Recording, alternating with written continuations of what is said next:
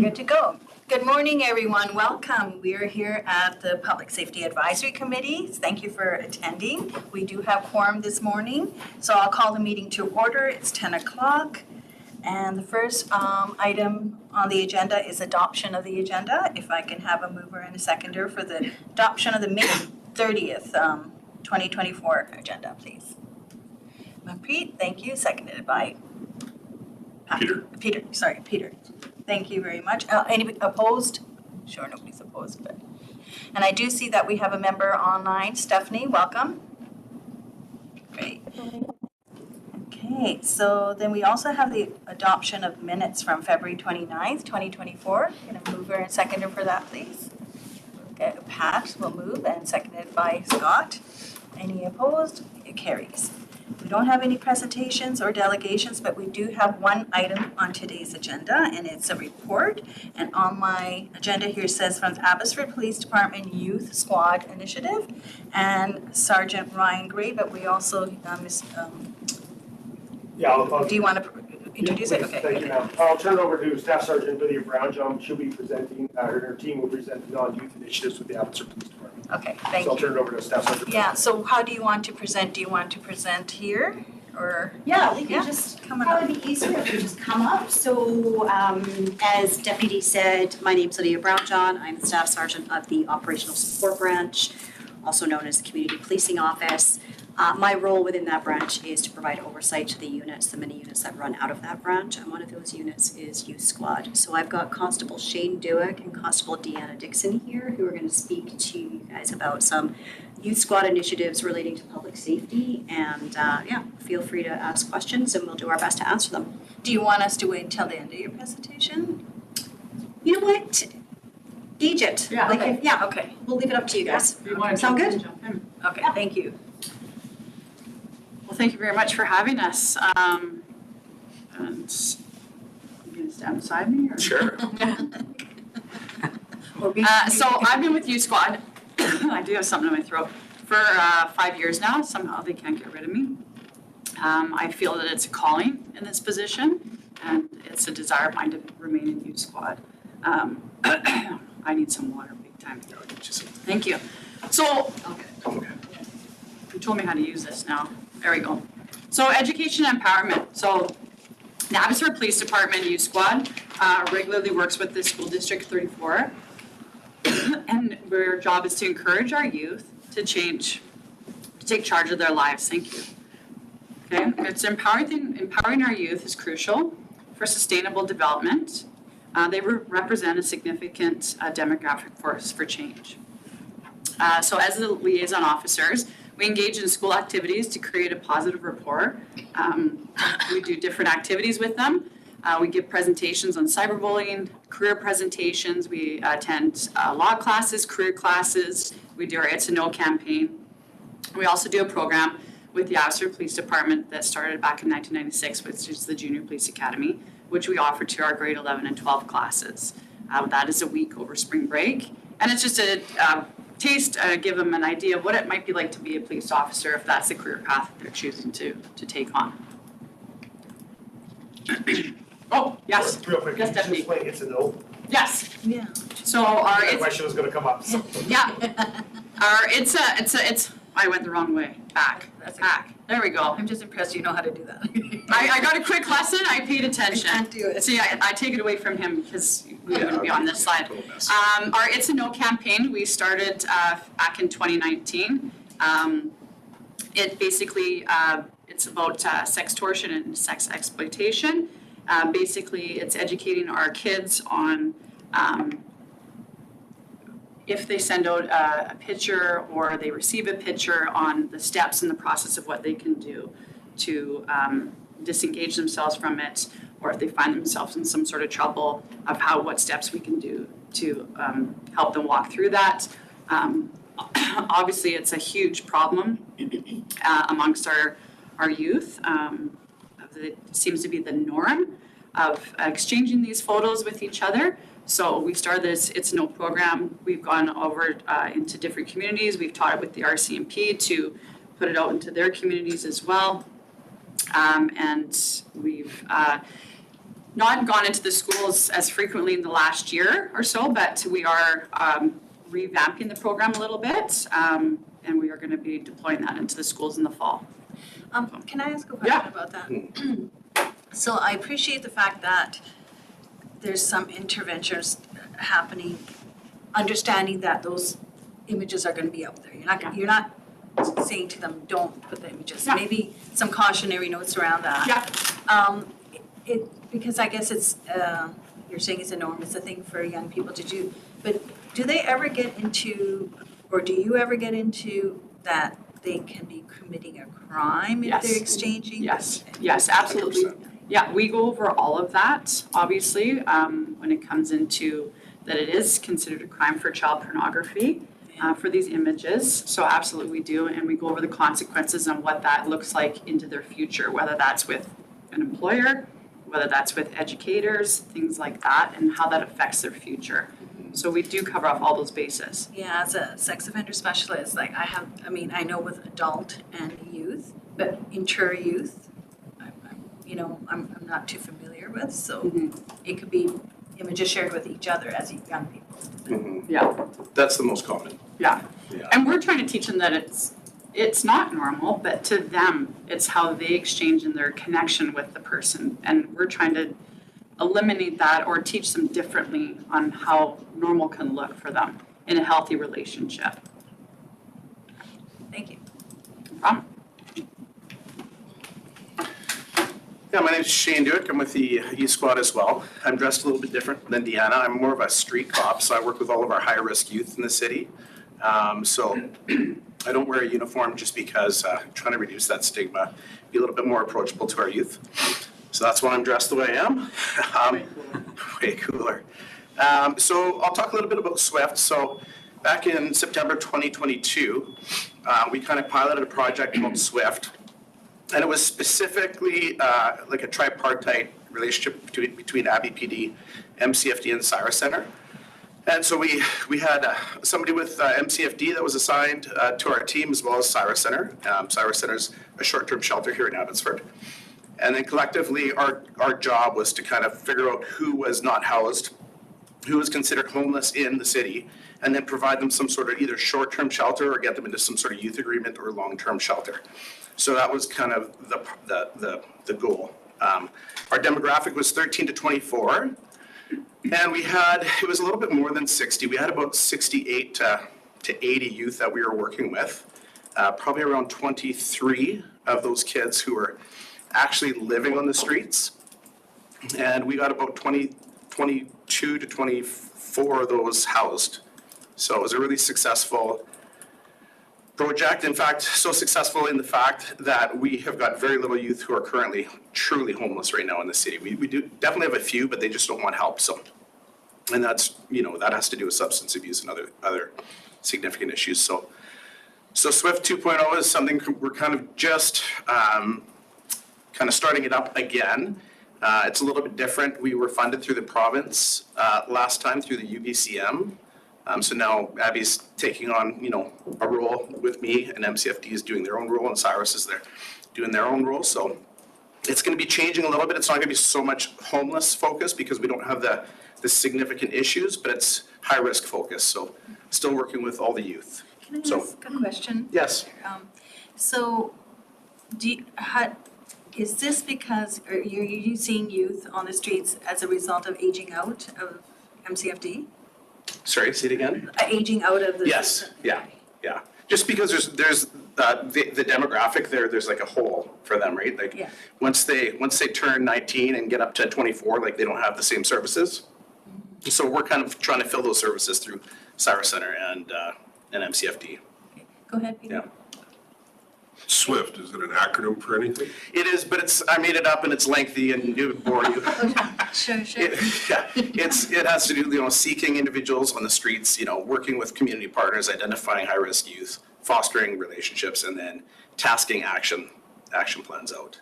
Is that a unique program to Abbotsford? Have you Yes. modeled it after somewhere else? No, we kind of piloted it. It was just, I was approached by an inspector a couple years ago who said, hey, do you think you could do something full-time in this regard? And I said, yeah. And he said, okay, come up with a name by the end of today. And I was like, okay, thanks for the the timeline. And so we put that together and then everybody kind of jumped on board, so. Yes. Do you also work with students that are attending private schools? So I'm attached to Bakerview, which is our alternate school. Yeah. So that's my main, that's kind of my bread and butter, that school. And then all the kids who aren't attending school, who are high risk, including middle school students, who are high risk. But I'm thinking of. No private schools. No private schools. Yeah. Okay. But the youth squad does deal with private schools. We are engaged Yes. with the private schools, all are independent and online school as well. Okay, thank you. And we all kind of help, so I will help in regards to those skills as well if we're needed. But yeah, so. Dan, did you have it? Did you have? No, I it? was- Oh, okay. I was waiting for the chief. Oh, okay, sorry. Gunnar? So from MCFD, do you specifically work with the youth probation officers? So I work with, yes, we've got two that I work with, one's in Chilliwack, one's in Abbotsford. But they're not really attached to SWIFT necessarily, but, they're a community partner that we work with, every week, every day. Yeah. Thank you. Yankee car, so I'll explain that a little bit too. So Yankee is our call sign for youth squad, we're the Yankee units. So the project was called Yankee Car. This started in February of this year, and it was a partnership between the Abbotsford Police Department, MCFD, and probation, and it was funded through the City of Abbotsford's Reaching Homelessness Fund. So basically, it was our team that was deployed. I think we did 9 shifts. It was after hours, so we would go out on like a Friday or a Saturday night, and over spring break, we went out as well. So it was into the evening. We would dress like Shane, no uniform, so we were more approachable to them. And it was identifying, we identified 30, I want to get this right. We went out 9 times within the 2 months, and we engaged with over 100 youth within our community. And it was basically these youth were identified within Abbotsford and our surrounding communities as well. Because it doesn't just, our kids come from other communities and hang out in Abbotsford. They're all seem to interact with each other, okay? So it doesn't just stop in Abbotsford. They come from Langley, Chilliwack, and Mission. So we're getting to know who these kids are as well. We proactively visited homes and spoke with the youth that were identified in recent incidents. We're doing curfew checks. So some of them are bound by court conditions to have a curfew, so we would check on them for their curfews. We did 65 curfew checks, and we forwarded 6 breach charges. But as discussed, it was basically with probation and Crown, unless it was extenuation circumstances, no formal charges would be forwarded because it was about educational purposes, this program. Am I missing anything, Staff Sergeant Brown John, on that? No, that's good. I'm going to ask a question. So Sure. how is the Yankee car different than your presentation? Or is So- it interwoven? It's a little bit Yeah. interwoven, but the Yankee Car was more of an evening. So usually, so we work usually straight days. And so what we were finding is that there was some of our high-risk youth who were committing offenses or who were breaching or whatever, were doing it in the evenings. And so patrol is so very busy, and often youth aren't committing the offenses that others are. So they were kind of getting missed, and so that was part of what we wanted to do, is make sure that we were out there in the evenings, at the bus loop, at the malls, checking all the different hotspots, and then ensuring, any type of warrant executions or curfew breaches, that we were on top of that. So that was the purpose. I also appreciate the fact that you're stating that you're not out there to aggravate the criminal histories. You're actually mitigating it, like you're finding an issue and then trying to work with them as a educational Mhm. opportunity instead of criminalizing them. Which lines up with the Youth Criminal Justice Act, so that's kind of what we wanted to do, is remain parallel to what they wanted, so. Education, empowerment, enforcement needed, as well as like getting them hooked up with outreach services if required, shelters, temporary. Yeah, it's not punitive. Right. process. No, it's exactly. Yeah. And it's about building a relationship with them, and over time, they get to know our faces as well. And over time, a lot of them will have the trust for Shane, and they'll want Shane, right? Because they're used to him, helping engage with him and helping them get to what they need and how he can help guide them and give them the resources as needed. Breaking So- down those barriers. A really good example of that is a lot of these, we have a lot of different sexual assaults or whatever that might happen with some of our youth, and it would be really rare for a lot of the kids who've come from a lot of traumatic background to go to the police department and ask for just a stranger cop to come and obtain a statement, but they've got my phone number, so they'll call me and we'll be able to meet up with them, and they trust me because I've had a lengthy relationship with them, so that really goes a long way, and then I can do the investigation myself. Yeah, so. So is it a marked cruiser that you guys are operating or? No. No, an unmarked vehicle, yeah, so, yeah. And are you in the schools doing presentations as well, or is that? Yes, yeah, that's correct. We go into the schools and do the presentations.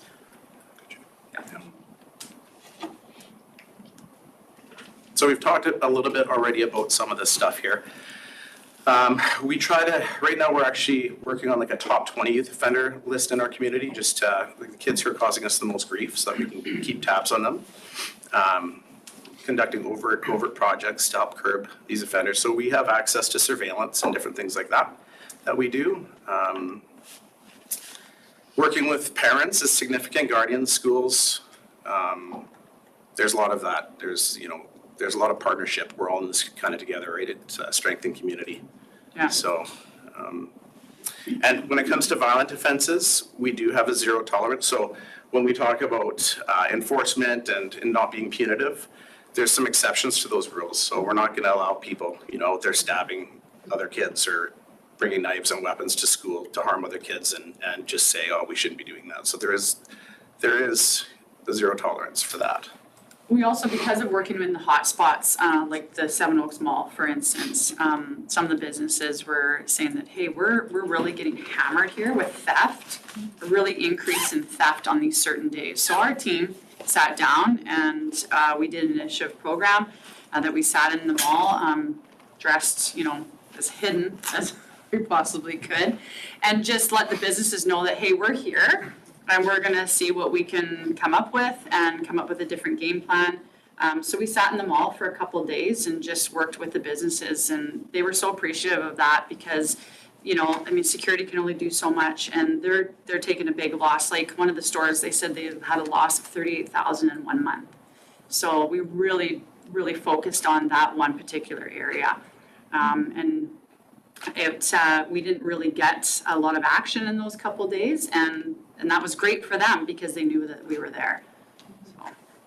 I think at times our community feels like there's nothing being done. Right. And so when they see that there is something being done, it just it allows them to feel hopeful. Yep. I have a question about the third bullet. The How use do you one. work with offenders' parents? It can be a challenge. Yeah, this is the biggest challenge. Yeah, parents can be challenging to work with, but we have honestly even our top 20 kids that we're talking about, we contact their parents all the time to have discussions over what their kids are doing or if they're seeing any trending changes in their behaviors. Sometimes we get a lot of pushback. Sometimes the parents are kind of like, it's not my problem. I've tried. I've given up. It can be really challenging, but. And sometimes it's resources that the parents need as well. Yep. Right? Yep. So that we can kind of engage with that and help put that into place for them as well. Yeah. Using restorative justice, Yeah. they're a great partnership to be able to really meaningfully work with families. Because I would think that would be more of a long game.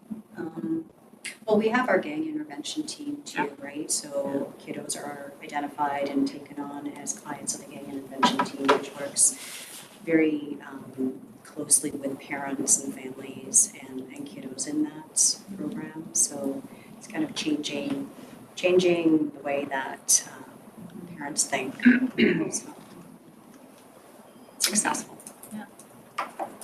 And we kind of talked about this a little, if us, into the malls, the transit, the bus, the skateboard parks, the ARC, MRC, those hot spots that we've identified that seem to be the regular hangouts. So we'll be in there as much as possible. Just not only our presence, but actually getting to know them as well and who's coming and going. And over time, like, you do build a relationship with some of them where they start to trust you and want to engage with you. And you can see like incidents, the level of incidents coming down. So. Or they just know that we're gonna be there. Yeah. Deterrence. Oh, geez. So this is just some of the things that we do. I mean, we go into the schools and they'll call us up to, so the Abbey Fire can beat on us and dodgeball and things like that. Don't And repeat it's, that. yeah, it's Don't repeat that. not hockey, yeah. In hockey. But this is great for the kids, that, we bring them out and play with them as well. And it's just, again, just building that relationship with them, being that role model. So, We have as a for the secret outfits, I don't stash. know. We need to do it a little bit better. Yeah, so. Anybody have any questions at all for us? About the clothing? Yeah, exactly, yes. Yes. Do you have like numbers on the types of crimes that are committed by youth and maybe the trends? I don't have any specific numbers right now, unless, do you have anything specific you want to talk I to? don't have specific numbers, but what we can tell you is, your typical shoplifting, but there is a contingent of our youth that are, quite violent. So they are committing the aggravated assaults causing bodily harm. There's a contingent of them that contribute to, shots fired calls and incidents like that, but specifically numbers, I do not have those numbers. So just for reference, just to build off what Lydia was saying there, we run a weekly and monthly intelligence meeting, so we track offender offenses and offenders, and youth is always a focus, specific as you go into the summer months, but it's always a focus, and we monitor and address youth violence in the community. Is it true though that the trend okay, say if we take gang out of it, that it is trending downward, youth and criminality? I don't know. That's a tough extraction. Yeah, that is. To try and take gang violence out of the youth equation is very challenging. Mhm. So what I can say though is that youth violence, while not significantly prevalent all the time in the community, it is definitely plays a factor in overall increases in crime within the community. I will say that in the schools, and we're working with youth, that since COVID, we have seen, like everybody across the district has seen poor behavior in general, and which has, led to, less attendance at school, poor behavior in the community and whatnot. So how you basically, I don't know, put a number to that is a little bit challenging, but Yeah. it's definitely been noticed. So sorry, Peter, I'll let you ask your question. I was just gonna say, is there a correlation with an increase in recruitment from the gangs within the youth? Do you guys see that, or? That would be more of a GET question, like our pathways. The guys would have more info on that. I don't know, my mom always said idle hands are like the devil's playground. I think if you don't have a lot to do, Yeah, It's true. you Yeah. kind of can, You look for it, right? So, they portray an attractive lifestyle, right? Even Yeah, my son, absolutely. he's told me about stuff going on in the school, like, and we do educate a lot in the schools about what to look for, how to stay out of this kind of behavior. And so we do have presentations that we discuss, and we do target certain groups to discuss certain things with them regarding how to protect themselves, what that might look like, how you can get lured into this lifestyle without really knowing you're being lured. So, And so does GIT. ARJA, Restorative Justice, went to the middle schools this year and did like joint presentations on that. And our team is in the schools every day. They leave the office and they are hitting their schools all day long. They don't come back until 4, so. Just for reference, Lizzie, can you advise how many youth officers you have and how many schools they provide service to? Yeah, so we have 5 youth officers that provide services to 60 schools. Yeah. And again, that includes our independent, yeah, Privates and Independents and. and yeah. online. yeah, there's no school that we're not involved Yeah. with in the city. Yeah. So, Are you aware of the Respectful Relationships program? Is that happening in schools, and are you part of that program? I'm specific, like not specifically, but I know that, like, I can speak for Bakerview. They have those types of classes and curriculums happening. So, Because criminologically, that program has shown effect An effect, in yeah. behaviors. I'm just wondering, generally, what can community do to help mitigate youth problems? well, I can, Us at the table here, because Manpreet, you work with youth and other people have different backgrounds. I think you're in social services now, right? What is, as a community, what are some of the things that we all can contribute towards? I mean, a wish list of mine, I don't think it'll ever happen, but if we could remove phones from schools, like, we would be out of a job. So it's so Can you unpack significant. that? Like, Because, I'm making assumptions in my head. Can you, like, what do you mean?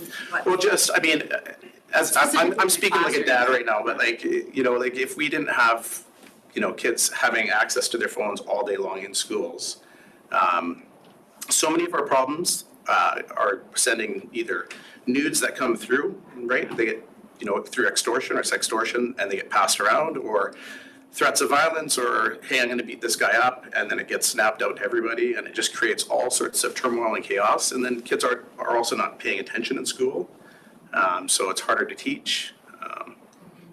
Well, I mean, it's a distraction, right? So whether it's a positive or negative, it's a distraction. So I'll just speak to that as one of my independent schools did a program or a little project for a month.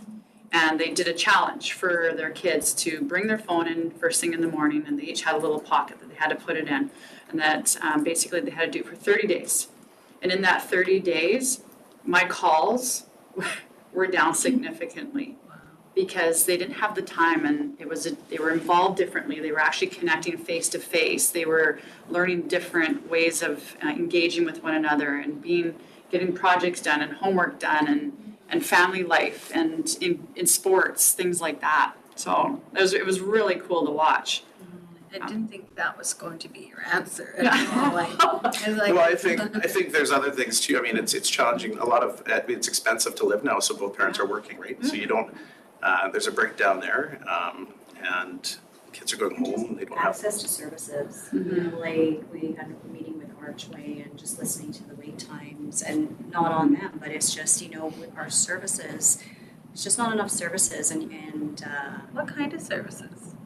well, I think, things that I would see benefit from are like, family counseling, individual counseling, working groups on, I know there's like healthy dads and things like that, but like healthy parenting classes, we have a lot of people who have been born into trauma, have grown up through trauma, and have babies and are going through their journey of trauma, and so their kiddos go on that journey with them. So being able to have access to services like that where you can learn how to, take your journey through trauma. And we do have a lot of that, but it's just maybe not enough. It's a challenge. Or the waiting lists, right? Like you're When waiting a you're long told time. that you're waiting a year, Yeah, so that's like the. Child, youth, mental health, right? Like everything's a wait, unfortunately. So.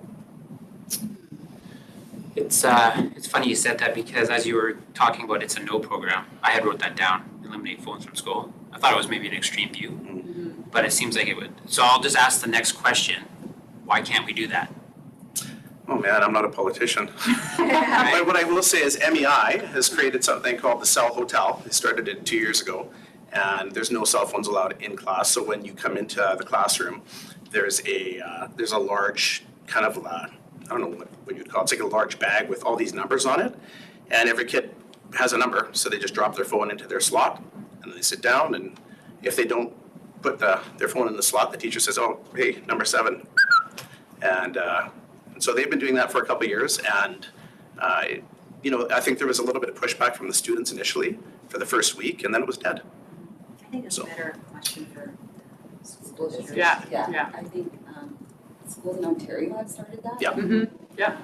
No phone in school, and Yeah. they are talking about it in Vancouver, but it's on the school Yeah. district. Yeah, I mean, pressure from community can help the school board support those kind of ideas. Like, I think pressure from community goes a long way. It usually starts from the front line. Initiatives like that too. I think for a young person to say, okay, I'm not gonna use my phone during class, you know, it's sometimes better if it's mandated that you can't do it. You're not gonna be the one person saying. Sure. Yeah. Stephanie has a question? Tamara's gonna go Tamara, sure.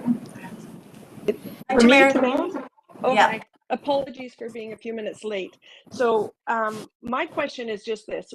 Clearly, we're not politicians and we can't change policy, but can we somehow educate the community around what I've just been hearing about the impact of cell phones in schools? Since I'm the politician, but I'm also a probation officer too. But so I think with the schools, it will lie with the school board. I'm not trying to pass the buck here, but I'm also trying to figure out too, even school boards respond to societal demands to some degree. So maybe that's a question I'm just wondering, I'll ask the clerk if we can, maybe even for next meeting, find out if the school board is taking any initiative in that, or if they've had any discussions, and maybe bring it back to this committee, so, or even bring somebody from there to kind of maybe help us understand that a little bit. Yes, Madam Chair, we can definitely reach out to the school board and ask if they're willing to come and present something on that topic. Thank you. And I'm trying to figure out how to get my hand unraised here. Okay, I was looking at your yellow hand there and wondering if you had another question. No. So that's piqued our curiosity a little bit about if it seemed to be a positive change, why isn't it being implemented? But I think I'm gonna go, and I think it's gonna be a push from the parents maybe. I don't know why my gut is telling me that they probably, not a lot of parents might be aligned with this, I don't know why, but we'll hear from the school board on that and see where they're going with that. What else, he's smiling. Anything else that you can think of that as community members we could even take back to the community? And you said something about kind of like the circle of support around a family, and when families are working, the kids are in school, and maybe access to resources. I don't know. Yeah, like I remember years ago I was in youth squad, and I think it was YRC would have like after school programs. And I know for a while there they didn't have the funding to continue those programs. But you know, things like that kids have access to, that is a no cost to parents. Like I know that it's a cost to someone, but you know, if it's a zero cost or a very minimal cost, you know, because it's about, I know we've changed and play is not what it used to be when we were kids growing up, but we do need to have some services offered that we can get these kiddos into, you know. And we used to go as youth squad officers and hang out and go play basketball with them after school, and we do things like that. We have floor hockey that we set up and get kiddos out to floor hockey, but Yeah, it's a collaborative effort. Yeah, that program is actually really beneficial because they can get a snack, they can hang out, and they're actually getting help getting homework done as well that's needed. So it's a really good program. Just need funding. Everything kind of comes back to funding or resourcing, right? So It's interesting, we had a youth commission here a couple weeks ago, and the young people were telling us that they really just want places to gather where they can be themselves and sit and talk and maybe have a snack. But they said that maybe in the periphery have an adult or somebody, but not intervene so much, but Right. just like knowing that they're in a safe place, because For if sure. something happens, and it was just so, it sounded so simple, yet, you know, we don't have very many of those. Well, oddly enough, at Bakerview, the school I take care of, the kids who are at the most high risk feel the safest at school. That's where they actually hate spring break, they hate Christmas break, they hate summer break, which when I grew up, I was like, get me out of here. But that's where they feel the safest because they're the most supported, and they've got adults who are trusted and good support system around them. So it's an interesting place. Lots to think about. Yeah. Well, do we have any other questions? Madam Chair? I Yes. just had a message that came through from Stephanie. I don't know if Stephanie wants to speak to it, but she just put in the chat that the BC government's announced in January that all school districts will need to restrict cell phone use in classrooms by September. She provided a link, so I can always show you Perfect. that to the videos. Thank you. All right. Yeah. Okay. Okay, that's interesting. Thank you for sharing that.